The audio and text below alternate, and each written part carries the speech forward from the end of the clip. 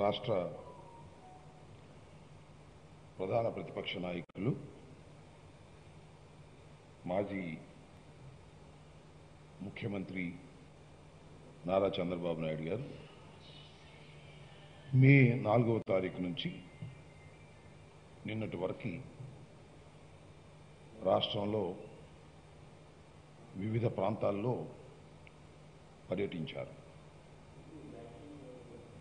పర్యటించి ప్రస్తుతం ఏదో విశ్రాంతి తీసుకున్నట్టుగా ఉన్నారు.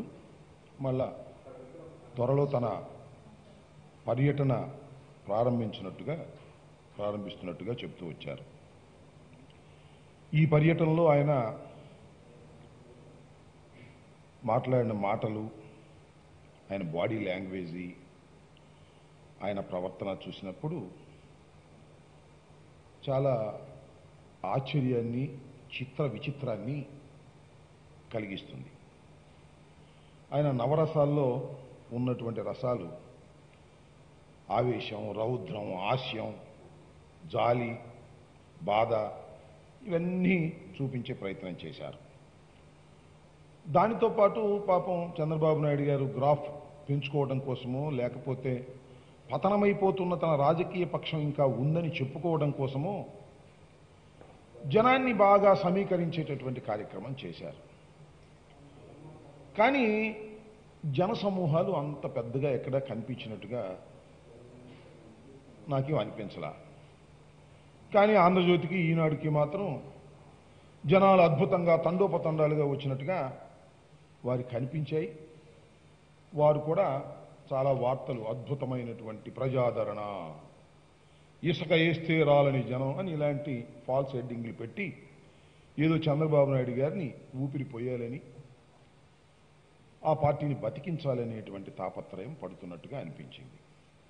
వీటన్నిటికన్నా చిత్రం ఏంటంటే కొన్ని సందర్భాల్లో చంద్రబాబు నాయుడు గారు నలుగురితో కూర్చుని మాట్లాడేటువంటి సందర్భాల్లో మధ్యలో జై జగన్ జై జగన్ అనే నినాదాలు కూడా వినిపించాయి చాలా చిత్రంగా.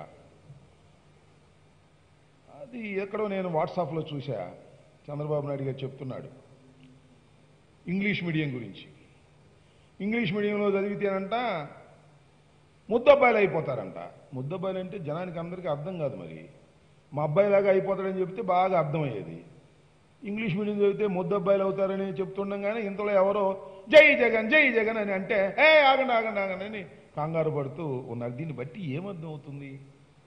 చంద్రబాబు పర్యటనలోనూ జై జగనే, పవన్ కళ్యాణ్ పర్యటనలోనూ జై జగనే, రాష్ట్రమంతా జై జగన్ అని పరిగెత్తుంటే ఏదో ఒక విధంగా తాను మళ్ళా ఉన్నాను అని చూపించుకునేటటువంటి ఒక ప్రయత్నం చంద్రబాబు నాయుడు గారు చేస్తున్నట్టుగా అర్థమవుతుంది. దీనిలో ఏ విధమైన సందేహం లేదు.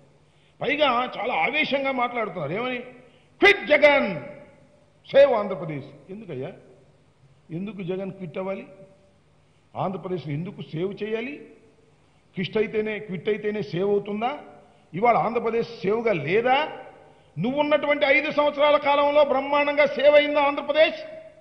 ఆ రోజులు ఎన్ని ఇబ్బంది పడ్డారు, ప్రజలు ఎంత వ్యతిరేకత తెచ్చుకున్నావు, అందుకే నువ్వు క్విట్ అయ్యావు. అందుకే జగన్ మళ్ళీ అధికారంలోకి వచ్చారు. జగన్ ఇవాళ క్విట్ అవ్వాల్సిన అవసరం లేదు. అందువల్లే నిన్ను క్విట్ అవ్వమంటున్నారు. క్విట్ అయ్యావు. మొన్న జరిగినటువంటి ఎన్నికల్లో నిన్ను చిత్తుగా ఓడించి కేవలం 23 సీట్లకే పరిమితం చేసినటువంటి నువ్వు జగన్మోహన్ రెడ్డి గారి ముందు మాట్లాడేటువంటి అర్హత ఎక్కడుందని అడుగుతా ఉన్నా. నేను మరొకసారి చెప్తున్నా, ఇవాళ ఈ రాష్ట్రంలో 1,39,000 కోట్ల రూపాయలు ప్రజలకు డైరెక్ట్ గా ఇచ్చినటువంటి ముఖ్యమంత్రిని క్విట్ అనే హక్కు నీకు లేదు, నీ దత్తపుత్రుడికి కూడా లేదనే విషయాన్ని నువ్వు గమనించాలి. ఆవేశం. చంద్రబాబు నాయుడు గారు ఇప్పుడు ఎక్కుదామా అధికారంలోకి? ఇన్నాళ్ళ నుంచి అధికారం లేకపోయేసరికి బ్రతకలేకపోతున్నాడు పాపం. అధికారానికి అలవాటు పడినటువంటి జీవి.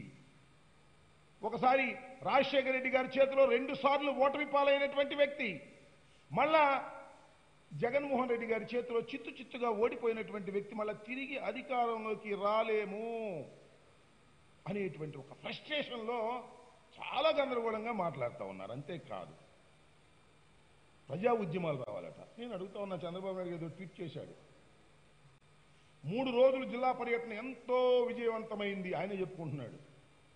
ఆంధ్రజ్యోతి, ఈనాడు వీళ్ళు చెప్పుకోవడం తప్ప విజయవంతమైందని జనమేం చెప్పుకోవటంలా. 7 జిల్లాల్లో 21 నియోజకవర్గాల్లో 1,00,000 మందికి చేరువగా పర్యటన సాగింది. ప్రజా సమస్యలు, ప్రభుత్వం బాదుడనే ప్రజలు అభిప్రాయాలు, ఆవేదన, ఆగ్రహం రాష్ట్రంలో ప్రభుత్వ వ్యతిరేకత చాటుతున్నాయి. రాష్ట్రంలో ప్రభుత్వం యొక్క వ్యతిరేకత చాడుతుందంట. ఎక్కడ చూసినా అశాంతిగా ఉందంట. ఎక్కడ చూసినా ధరల పెరుగుదల మీద జనం గగ్గోలు పెడుతున్నారట. ఇంత వ్యతిరేకత ఉంటే చంద్రబాబు నాయుడు గారు మీరు ఒక్కరే ఎందుకు పోటీ చేయరండి? ఏమంటున్నారు? అందరూ కలిసి రావాలట, ప్రజా ఉద్యమం రావాలట. నువ్వు చెబితే ప్రజా ఉద్యమం వస్తుందా? ప్రజలకు బాధ కలిగినప్పుడు ప్రజా ఉద్యమం వస్తుంది. నాయకులు చెబితే ప్రజా ఉద్యమాలు రావు. ప్రజలు చక్కని సంక్షేమ కార్యక్రమాలు అందుతున్నప్పుడు ప్రజా ఉద్యమాలు చేయవలసినటువంటి పని ప్రజలకు లేదు. కానీ ఏదో ఒక విధంగా ఉద్యమాలు చేసి రెచ్చగొట్టి అశాంతిని సృష్టించాలనే తాపత్రయమే మీలో కనిపిస్తుంది తప్ప ఎక్కడా కూడా ప్రజాస్వామ్యయుతంగా ప్రవర్తించాలనేటువంటి పోకడ ఏ కోశానూ కనబడ్డంలా. అదేమంటాడు? అందరూ కలిసికట్టుగా రండి, అన్ని అపోజిషన్ పార్టీలు కలిసికట్టుగా ఉండాలి, ఉంటే నేను దానికి నాయకత్వం ఇస్తాను, నేను అధికారంలోకి వస్తాను మీ భుజాల మీద ఎక్కి అని ఈయన పిలుపునిస్తాడు. ఈ పిలుపుకి ప్రతిస్పందిస్తుంటారు కొంతమంది. ఎవరైనా చంద్రబాబు నాయుడు గారు పిలుపునివ్వంగానే ఈయన చంద్రబాబు నాయుడు గారి వ్యాఖ్యల పైన నాదెళ్ల మనోహర్ గారికి స్పందన ఎమ్మడే రెడీ ఉన్నాడు, స్పందించాడు. ఏమని? ప్రభుత్వ వ్యతిరేక ఓటు చీలకోకుండా ఉండేటటువంటి బాధ్యతను మేము స్వీకరించాం. పొత్తు మాత్రం మా పవన్ కళ్యాణ్ గారు మాట్లాడతారు. ఏంది జనసేన కథ? ఏంది నాకు అర్థం కాల. జనసేన ఇది ఒక రాజకీయ పార్టీ. దిశ లేదు, దశ లేదు, ఆశయాలు లేవు, ఆశలు లేవు. ఎందుకు ఆవిర్భవించిందో తెలియదు, ఎవరి కోసం పనిచేస్తుందో తెలియదు. అంగడిలో వస్తువులాగా రెడీగా ఉంటుందండి. ఎవడు కొంటాడా అమ్ముదాం అనేటువంటి పద్ధతుల్లో. అయితే ఒక షరతు, చంద్రబాబు నాయుడు గారికి మాత్రమే అమ్ముడుపోతారు, ఇంకెవరికి అమ్ముడుపోరు వాళ్ళు. ఏమిటి అన్యాయం? నాకు అర్థం కాల. మేము రెడీగా ఉన్నాం మీతో పొత్తు పెట్టుకోవడానికి, మేము ఎప్పుడైనా వచ్చేస్తాం. ఇవాళ ఒక వేదికను తయారు చేసుకుంటున్నారు ఈ రాష్ట్రంలో.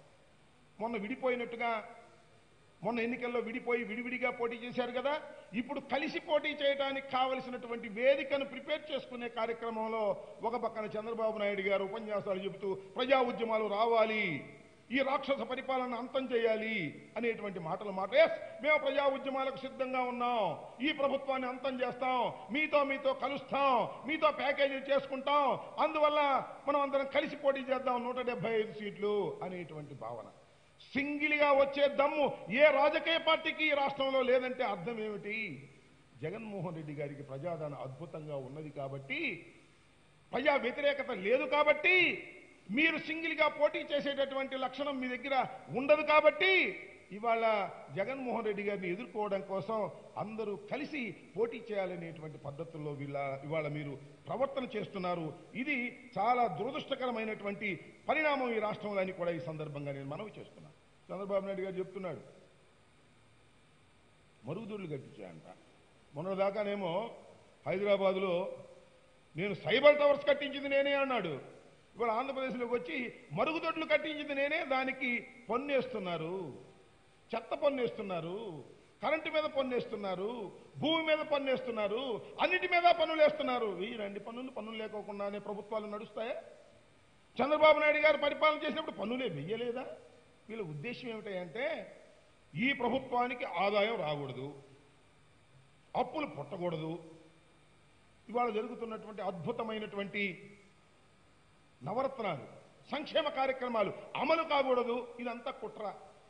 ఒక కుట్రపూరితంగా ఎల్లో మీడియా, చంద్రబాబు నాయుడు గారు కొందరి చేత స్టేట్మెంట్లు ఇప్పించేటటువంటి కార్యక్రమం, రిటైర్డ్ ఐఏఎస్ ఆఫీసర్ల చేత కూడా స్టేట్మెంట్లు ఇప్పించి ఏ విధంగానూ ఈ నవరత్నాలు ప్రజలకు ఉపయోగపడేటువంటి సంక్షేమ కార్యక్రమాలు జరగకోకుండా చేయాలి, అప్పులు పుట్టకోకుండా చేయాలి, రాష్ట్రాన్ని దివాళా చేయాలనేటువంటి ఒక పథకం ప్రకారం కుట్రపూరితంగా చంద్రబాబు నాయుడు గారికి సంబంధించినటువంటి రాజకీయ పక్షాలు ఒక ప్రయత్నం చేసేటటువంటి పరిస్థితుల్లో ఉన్నారు.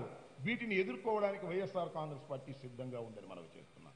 ఈ రాష్ట్రంలో దేశంలో ఎక్కడా అమలు కానటువంటి అద్భుతమైన పథకాలను అమలు చేస్తున్నటువంటి రాష్ట్రం ఈ ఆంధ్రప్రదేశ్. అమ్మ ఒడి కానీ, రైతు భరోసా కానీ, ఫీజు రియంబర్స్మెంట్ కానీ, కాపు నేస్తం కానీ, ఒకటి కాదు రెండు కాదు, 139 లక్షల కోట్ల రూపాయలు డైరెక్ట్ బెనిఫిషియరీగా ఇచ్చినటువంటి ప్రభుత్వం ఇది. అంతేకాదు రాబోయే కాలంలో ఇంకా మరొక 50-60 కోట్లు నెక్స్ట్ ఇయర్, మళ్ళీ 100 కోట్ల దాకా ఇచ్చేటటువంటి ఆలోచన చేస్తున్నది ఈ ప్రభుత్వం. ఈ ప్రభుత్వాన్ని ఎదుర్కోలేక పిచ్చి పిచ్చి మాటలు మాట్లాడేటువంటి కార్యక్రమం చంద్రబాబు నాయుడు గారు చేస్తున్నారనే విషయాన్ని మీరు దయచేసి గమనించాలి కూడా మనం చేస్తాం. అంతేకాదు చంద్రబాబు నాయుడు గారు ఒక సవాల్ చేశారు, చాలా చిత్రమైనటువంటి సవాలు. ఏమిటది?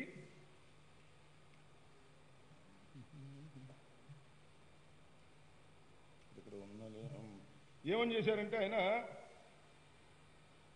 రాజకీయ సన్యాసం తీసుకుంటానంట. ఇప్పుడు ఇది భారతదేశం, ఈ భారతదేశంలో ఏ రాష్ట్రంలో అయినా సరే మనకన్నా ఎక్కువ టారిఫ్ ఉంటే, మనకన్నా ఎక్కువ ధరలుంటే చూపించండి, నేను రాజకీయాలు వదిలేస్తాను, రాజకీయం సన్యాసం చేస్తాను అని మొన్న సవాల్ చేశాడు. చేశాడా లేదా? నేను చెప్తా ఉన్నా, ఎక్కడో ఒకటి 2-3 చోట్ల ఎక్కడెక్కడ ఉన్నాయో అని అందుబాటులో ఉన్న వాటిని ఎంక్వైరీ చేస్తే ఒక 2 రాష్ట్రాల్లో ఉన్న విషయం నా ముందుకు వచ్చింది. ఇది పూర్తిగా తరోవుగా నేను చేసింది కాదు. నేను మా పిఎల్ని పిఎస్ఎల్ని ఎక్కడెక్కడ ఏ రాష్ట్రాల్లో ఎలాంటి తారీఫులు ఉన్నాయో కనుక్కోమని నేను చెప్తే వాళ్ళు చెప్పినటువంటి విషయాలను మీ దృష్టికి తీసుకొస్తున్నాను. ఒకటి పవర్ టారిఫ్. పవర్ టారిఫ్లో మన రాష్ట్రం కన్నా కర్ణాటక రాష్ట్రం, మన పక్కనే ఉన్న రాష్ట్రం, మనకన్నా ఎక్కువ వసూలు చేస్తున్నటువంటి సందర్భం. అంటే అదే తప్పనో రైటనో కదలకుండా పరిస్థితులు వేరు కావచ్చు. మనం వారికన్నా తక్కువ మనం వసూలు చేస్తున్నాం. అంటే ఎందుకు ఈ విషయాన్ని నేను చెప్తున్నానంటే, గౌరవ మాజీ ముఖ్యమంత్రి ప్రధాన ప్రతిపక్ష నాయకుడు చంద్రబాబు నాయుడు గారు సవాలు చేశారు కాబట్టి నేను చెప్తున్నా. 51 యూనిట్లు లోపు ఖర్చు పెడితే మన రాష్ట్రంలో 120 రూపాయలు వసూలు చేస్తాం. అదే కర్ణాటక రాష్ట్రంలో 107 రూపాయలు వసూలు చేస్తారు. 60 యూనిట్లకు లోపైతే మన రాష్ట్రంలో 147 రూపాయలు వసూలు చేస్తాం. అదే కర్ణాటకలో అయితే 255 రూపాయలు వసూలు చేస్తారు. అదే 70 యూనిట్లు అయితే 177 రూపాయలు మన రాష్ట్రంలో, కర్ణాటకలో 308 రూపాయలు. అలాగే 80 యూనిట్లు, 90 యూనిట్లు, 100 యూనిట్లు, 101 యూనిట్లు, 120 యూనిట్లు, 130 యూనిట్లు, 140 యూనిట్లు, 150 యూనిట్లు, ఇలా చూస్తే ప్రతి చోట కూడా మనకన్నా కర్ణాటక రాష్ట్రంలో, పక్కనే ఉన్న రాష్ట్రంలో ఎలక్ట్రిసిటీ బిల్స్ మనకన్నా ఎక్కువ వసూలు చేస్తున్నాయి. దీనికి ఏమంటారు చంద్రబాబు నాయుడు గారు? ఒకటి. రెండో అంశం ఆర్టీసీ ఛార్జీలు. మన రాష్ట్రంతో మహారాష్ట్ర ఆర్టీసీని మనం పోల్చినప్పుడు 5 కిలోమీటర్లు లోపు 83 పైసలు మనం వసూలు చేస్తాం. అదే మహారాష్ట్రలో 145 పైసలు వసూలు చేస్తారు 6 కిలోమీటర్ల లోపు. మన 5 కిలోమీటర్లు అయితే వాళ్ళకి 6 కిలోమీటర్ల లోపు. అదే ఎక్స్ప్రెస్ 107 పైసలు మనం వసూలు చేస్తాం, 145 పైసలు వాళ్ళు వసూలు చేస్తారు. సూపర్ లగ్జరీ 136 మనం వసూలు చేస్తే 197.5 పైసలు వాళ్ళు వసూలు చేస్తారు. ఈ విధంగా సెమీ లగ్జరీ 166 పైసలు మనం వసూలు చేస్తే 2,205 పైసలు వాళ్ళు వసూలు చేస్తారు. అలాగే గరుడ 191 పైసలు మనం వసూలు చేస్తే 308 పైసలు వాళ్ళు వసూలు చేస్తారు. నేను మనవి చేస్తున్నా, చంద్రబాబు నాయుడు గారు సవాలు చేశారు కాబట్టి ఈ 2 ఉదాహరణలు తీసి చూపిస్తున్నాం. ఏమని సవాల్ చేశాడు? చాలా భీకరంగా సవాల్ చేశాడు చంద్రబాబు నాయుడు గారు. ఎక్కడైనా ఈ దేశంలో ఒక్క రాష్ట్రంలో చూపించండి మనకన్నా ఎక్కువ టారిఫ్ వసూలు చేస్తున్న, ధరలు వసూలు చేస్తున్నటువంటి రాష్ట్రాన్ని నేను రాజకీయ సన్యాసం చేస్తాను అని. రాజకీయ సన్యాసం చేస్తావా? సన్యాసి రాజకీయం చేస్తావా? తేల్చుకో చంద్రబాబు నాయుడు గారిని మనం చేస్తున్నా. సవాలు చేయటం కాదు, సవాలుకు సమాధానం చెప్పినప్పుడు దానికి ప్రతిస్పందన నీ నుంచి ఎక్స్పెక్ట్ చేస్తున్నాం, చెప్పమని మనం చేస్తున్నా. దీనికి సమాధానం చెప్పుకోకుండా నువ్వు టూర్ చేసి ఏదో అవాకులు చెవాకులు మాట్లాడేటువంటి మాటలు మాట్లాడితే ప్రజలు చూస్తూ ఊరుకోలేని మనం చేస్తున్నా. 10 మందిలో సవాల్ చేశావు, ఆ సవాలుకు మేము సమాధానం చెప్తున్నాం. ఆ సవాలును స్వీకరించి రాజకీయ సన్యాసం చేస్తావో లేకపోతే సన్యాసి రాజకీయం చేస్తావో తేల్చుకోమని కూడా ఈ సందర్భంగా నేను చెప్పదలుచుకున్నా. చంద్రబాబు నాయుడు గారు ఏదో ఒక విధంగా రాష్ట్రం అంతా తిరిగి తన పని అయిపోతున్నదనే విషయాన్ని ప్రజలు గమనించిన తర్వాత నేనున్నానని నిరూపించుకోవడం కోసం తాపత్రయపడుతూ చేస్తున్నారు. నిన్న కూడా చాలా విషయాలు నేను పత్రికా ముఖంగా నోటు ద్వారా పంపించాను. మిగిలిన కొన్ని విషయాలు చెప్పాలనే ఉద్దేశంతో ఇక్కడికి రావడం జరిగింది. దీంతో పాటుగా మరొక అంశాన్ని కూడా ఇక్కడ చెప్పాలని అనుకుంటున్నాను. అదేమిటంటే, నిన్న దేవినేని ఉమా గారు, మాజీ ఇరిగేషన్ శాఖ మంత్రి, వారు నిన్న ప్రెస్ మీట్ పెట్టి పోలవరం ప్రాజెక్టు గురించి మాట్లాడుతూ కొన్ని విషయాలను చెప్పడానికి ప్రయత్నం చేశారు. అన్ని అబద్ధాలే. దానిలో డయాఫ్రమ్ వాల్ దెబ్బతిన్నది సీఎం జగన్ కారణంగా దెబ్బతిన్నది అంటే, డయాఫ్రమ్ వాల్ దెబ్బతిన్నదని ఇప్పటికైనా అంగీకరించారు, సంతోషం. డయాఫ్రమ్ వాల్ అసలు దెబ్బతిందని ఎవరు చెప్పారని ఆ మధ్యన ఒకసారి మాట్లాడాడు ఈ పెద్ద మనిషే. రెండేది ఏంటంటే, 72% పోలవరం పనులు పూర్తి చేశాం మేమే, ముంపు బాధితులకు పట్టించుకోవడం లేదు, పోలవరాన్ని ఈ రాష్ట్ర ప్రభుత్వం నట్టేట ముంచింది. ఇది చంద్రబాబు నాయుడు గారు మాట్లాడిన మాటలు. వీటికి సమాధానం చెప్పవలసినటువంటి బాధ్యత ఒక ఇరిగేషన్ శాఖ మంత్రిగా నాకున్నది. 72% మీరు పూర్తి చేసామంటున్నారు కదా, అసలు ఏమన్నారు మీరు ఎన్నికలకు ముందు? ఈ పోలవరాన్ని ప్రారంభించి మేము ఎన్నికలకు వెళతాము అని చెప్పారా లేదా? రాసుకో రాసుకో మని బలలు గుద్ది మరీ చెప్పాడు ఈ ఇరిగేషన్ మాజీ మంత్రి. వాళ్ళు ఏమంటాడు, 72% ఆయన పూర్తి చేశారంట, మిగతాది మేము పూర్తి చేయలేకపోతున్నామంట. మాట తప్పారా లేదా? మాట తప్పినందుకు మీరు శిక్ష అనుభవిస్తున్నారు, ఇంకా అనుభవిస్తారని కూడా ఈ సందర్భంగా నేను చెప్తున్నా. ఇకపోతే diaphragm wall. Yes, diaphragm wall ఎందుకు దెబ్బతిన్నది? జగన్మోహన్ రెడ్డి గారికి ఏమి సంబంధం? నేను ఒకటే ఒక సూటి ప్రశ్న చంద్రబాబు నాయుడు గారిని, అదేవిధంగా ఉమా గారిని అడుగుతా ఉన్నా. దీనికి సమాధానం చెప్పమను ఆయన పాదాలకు నమస్కరిస్తాను నేను. అదేమిటంటే, డయాఫ్రమ్ వాల్ నిర్మాణం పూర్తి చేశారు, కాఫర్ డ్యామ్ ఎందుకు పూర్తి చేయలేదు? కాఫర్ డ్యామ్ పూర్తి చేయకోకుండా డయాఫ్రమ్ వాల్ పూర్తి చేయటం సైంటిఫిక్గా కరెక్టా? కరెక్ట్ కాదు. మొదటిగా చేయవలసింది కాఫర్ డ్యామ్ను కంప్లీట్ చేసిన తర్వాత మాత్రమే డయాఫ్రమ్ వాల్ నిర్మాణం చేపట్టాలి. ఇది సైంటిఫిక్గా తెలిసినటువంటి విషయం. కానీ మీరు డయాఫ్రమ్ వాల్ పూర్తి చేసి కాఫర్ డ్యామ్ నిర్మాణం చేసి మధ్యలో ఆపి పారిపోయారు. పారిపోవడం వలనే ఈ అనర్థం జరిగింది. ఇది మా మీద రుద్దటానికి దయచేసి ప్రయత్నం చేయవద్దని మనవి చేస్తున్నా. దీని ఒక్కదానికి సమాధానం చెప్పమంటున్నా. నన్ను అంటున్నాడు ఆయన, నాకు అవగాహన లేదని. లేకపోవచ్చు, నేను 5 సంవత్సరాలు ఇరిగేషన్ మంత్రిగా చేయలేదుగా. నేను ఇంకా నెల రోజులైంది ఇరిగేషన్ మంత్రిగా వచ్చి ప్రమాణ స్వీకారం చేసి. నేను అడుగుతా ఉన్నా, నువ్వు 5 సంవత్సరాలు ఇరిగేషన్ శాఖ మంత్రిగా చేసావు కదా, నీకుందా అవగాహన అసలు? నేను ఒకానొక సందర్భంలో పోలవరం ప్రాజెక్ట్ 7 రాష్ట్రాలకి డైరెక్ట్ గాను ఇండైరెక్ట్ గాను ఉపయోగపడుతుందని నేను చెబితే, ఏమంటే అవగాహన లేని మంత్రి 7 రాష్ట్రాలకు ఉపయోగపడుతుందట అని చెప్పాడు. దానికి సమాధానం కూడా నేను చెప్పా, దానికి తిరిగి సమాధానం లేదు. నాకు అవగాహన లేకపోతే అర్థం ఉంది, కానీ 5 సంవత్సరాలు వెలగబెట్టిన ఉమకి అవగాహన లేకపోతే ఏ బావిలో దూకుతాడో నేను అడుగుతా ఉన్నా. నీకు అవగాహన బాగా ఉంది, ఎక్కడేం వర్కులు జరుగుతున్నాయో బాగా అవగాహన ఉంది, ఎక్కడెంత కమిషన్ తీసుకోవాలో బాగా అవగాహన ఉంది, ఎన్ని సంచులు నువ్వు చంద్రబాబు నాయుడుకి మోసావో కూడా నీకు అవగాహన ఉంది. తప్ప నీకు అవగాహన ఉంది సంచులు మోయటం తప్ప ప్రాజెక్టును పూర్తి చేయాలనే జిజ్ఞాస కానీ, ప్రాజెక్టును పూర్తి చేసి నీళ్లు ఇవ్వాలనే చిత్తశుద్ధి కానీ లేకోకుండా మీరు పరిపాలన చేశారు. డయాఫ్రమ్ వాల్ మీరు కట్టి కాఫర్ డ్యామును పూర్తి చేయకపోవడం వల్లే ఈ దురదృష్టకరమైన సంఘటన జరిగింది. దీనికి బాధ్యులు మీరు తప్ప మేము కాదు.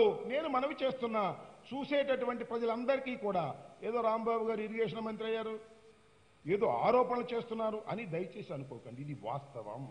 ఎవరైనా అడగండి మీరు. డయాఫ్రమ్ వాల్ నిర్మాణం చేపట్టేది ఎప్పుడు? కాఫర్ డ్యామ్ కంప్లీట్ చేసిన తర్వాత మాత్రమే చేపట్టాలి. కాఫర్ డ్యామ్ కంప్లీట్ కాకోకుండానే డయాఫ్రమ్ వాల్ పూర్తి చేసి కాఫర్ డ్యామ్ కంప్లీట్ కాకోకుండా పారిపోయారు. దీనివల్ల ఈ అనర్థం జరిగింది ఈ రాష్ట్రానికి. దీనివల్లే డిలే అవుతున్నది. ఇది వాస్తవం. చేతులు ఎత్తేశాడు అంబటి రాంబాబు, కొత్త మంత్రి గారు చేతులు ఎత్తేశాడు. ఎవడు చేతులు ఎత్తింది? 2018కి పూర్తి చేస్తామని చేతులు కాళ్ళు మొత్తం ఎత్తింది మీరు. మేము ఎక్కడ ఎత్తాం? మీరు చేసిన పాపాన్ని పరిష్కారం వైపు నడిపే ప్రయత్నం చేస్తున్నాం. అదేమంటే కేంద్రం చూస్తుందంట, రాంబాబు గారి చేతిలో లేదంట, రాష్ట్ర ప్రభుత్వం చేతిలో లేదంట. ఎస్, సిడబ్ల్యూసి గైడ్లైన్స్ ఉండాలా? పీపీఏ వారి గైడ్ లైన్స్ ఉండాలా, దాని ప్రకారమే వెళ్ళాలి తప్ప రాష్ట్ర ప్రభుత్వం ఇష్టం వచ్చినట్టుగా వెళ్ళడానికి వీల్లేదు. ఇది కేంద్రం యొక్క డబ్బుతో జరుగుతున్నటువంటి కార్యక్రమం, జాతీయ ప్రాజెక్టు. దీనికి చేతులు ఎత్తేశారు, కాళ్ళు ఎత్తేశారు, ప్రభుత్వం పట్టించుకోవడం లేదు. ప్రభుత్వం అత్యంత చిత్తశుద్ధిగా ప్రయత్నం చేస్తున్నటువంటి ప్రాజెక్ట్ ఇది. దీనిలో ఎక్కడా సంశయించవలసినటువంటి అవసరమే లేదు. చంద్రబాబు నాయుడు గారు, అదేవిధంగా మన ఉమామహేశ్వరరావు గారు చేసినటువంటి తప్పిదాల వలనే ఇవాళ పోలవరం ప్రాజెక్టు ట్రబుల్లో పడింది. దాన్ని సెటరేట్ చేయడానికి ప్రయత్నం చేస్తున్నాం. అదే తప్పుగా మా మీద రుద్దాలని ప్రయత్నం చేస్తే మాత్రం సరైనటువంటి విధానం కాదని ఈ సందర్భంగా నేను చెప్పదలుచుకున్నాను. ఇంకా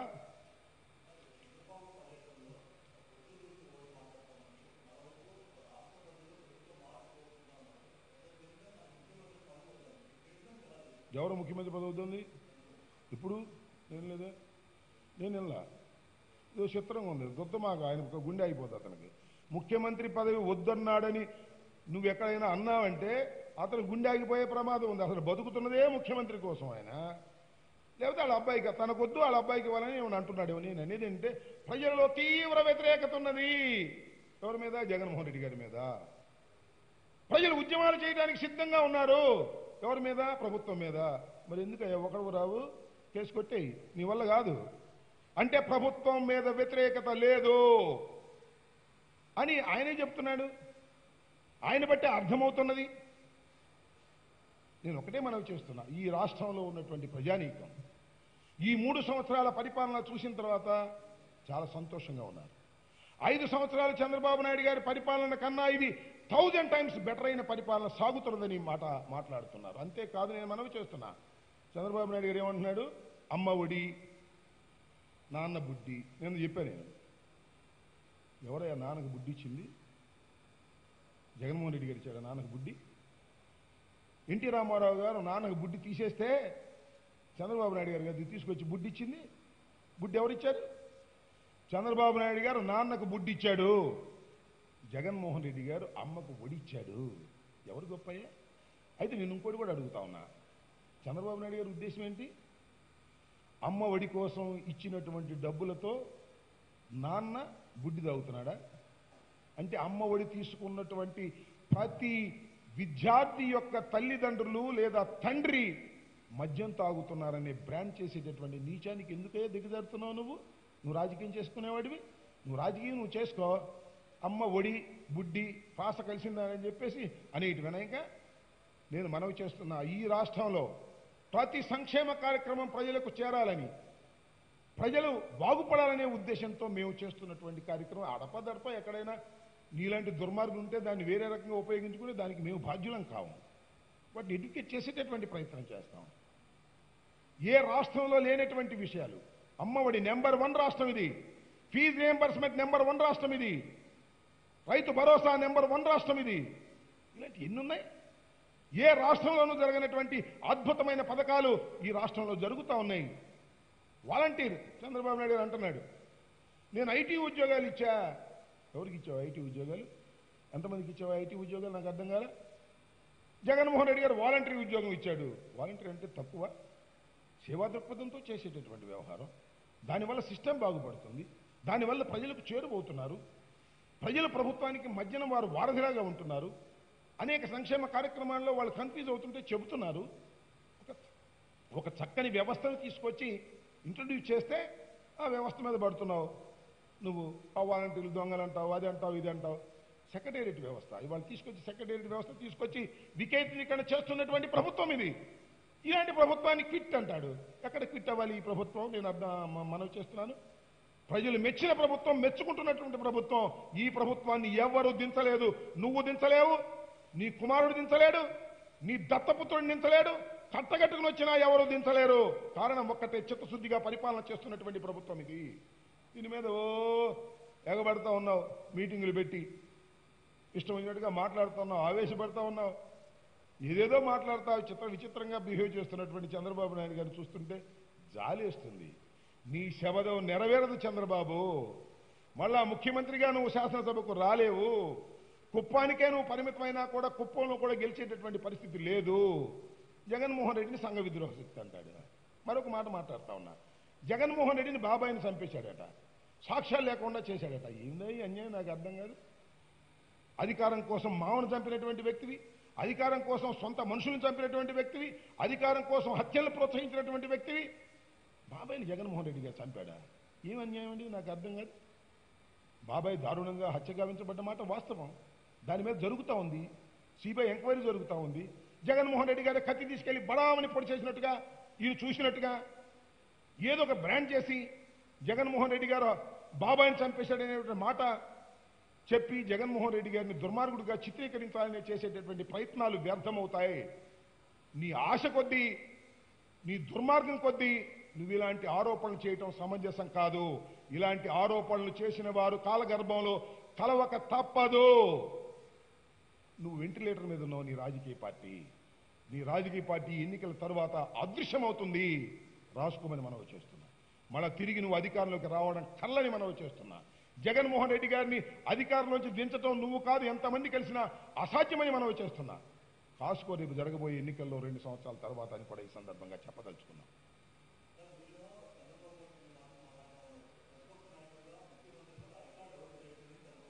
ఆయన రికార్డు ఎవరు బ్రేక్ చేయగలుగుతారు? 14 సంవత్సరాలు ముఖ్యమంత్రిగా ఉన్నాడు. తొందరపడితే ఎలా? 23 వచ్చినటువంటి రాజకీయ పక్షం ఏదైనా ఉందా? 23. ఇంకోటి కూడా మనం చేస్తున్నా. కుప్పంలో ఒక్క మండలం రాలా, ఒక్క మున్సిపాలిటీ రాలా. దీన్ని బ్రేక్ చేయడం ఎవడన్నా అవుతుందా? ఒక ముఖ్యమంత్రి నియోజకవర్గంలో, మాజీ ముఖ్యమంత్రి నియోజకవర్గంలో, ప్రతిపక్ష నాయకుడిగా ఉన్నటువంటి నియోజకవర్గంలో, కంటిన్యూగా గెలుస్తున్నటువంటి నియోజకవర్గంలో రికార్డు ఏమిటి? ఒక్క సీటు కూడా రాలేదు. ఒక్క ఎంపీటీసీ, ఒక్క ఎంపీపీ కానీ, ఒక్క మున్సిపాలిటీ కానీ రానటువంటి రికార్డుని బద్దలు కొట్టడం ఎవడి వల్ల కాదు. ఇంకా